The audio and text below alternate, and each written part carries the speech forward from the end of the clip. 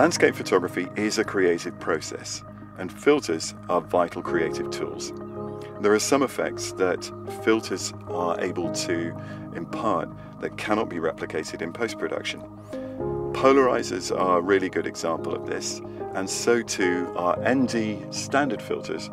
Both of them provide us with effects that are not reproducible in any other way. They're very much part of the craft of photography in the field. And I'd now like to show you how they work in practice.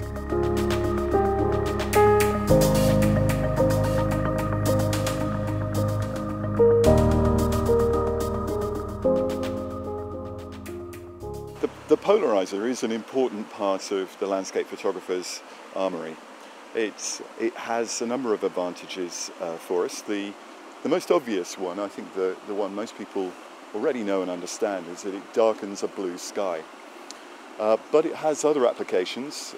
It takes reflections of vegetation, for example, so that often increases the saturation of the colours, and it can be really useful by water, taking off specular reflections and also allowing you to see underneath the surface of the water.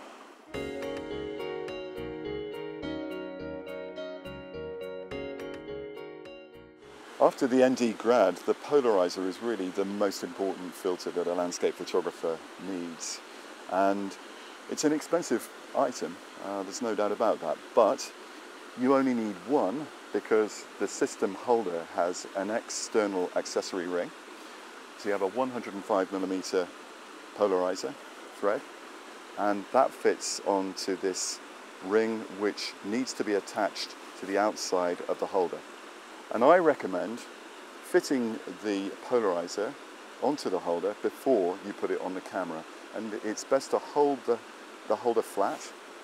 Just put the polarizer down on top of it and screw down. This avoids the danger of dropping it.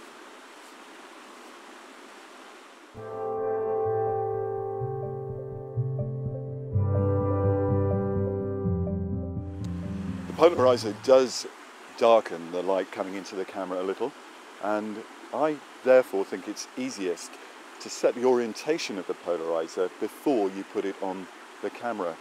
And it's worth pointing out that it's in a rotating turret, so you don't have to turn the holder, you're actually turning the polarizer itself in its ring.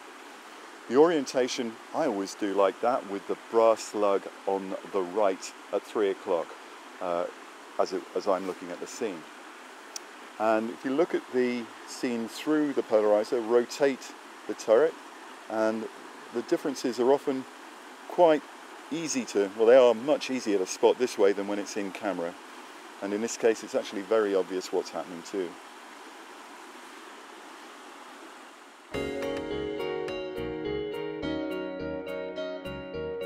In order to get the exposure time a little bit longer and to get a slightly more fluid feel to the water, I've decided to use an ND standard, and that's just neutral density solid filter. This is a 2-stop, which should be enough here, and I'm going to take the holder off and insert it off camera, usually safest, and put it in the back guide rails.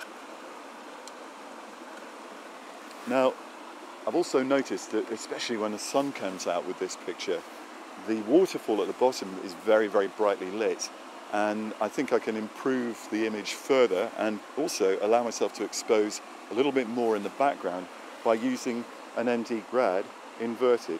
Probably quite a light one, so 0.6 or 0.3, but 0.6 probably here.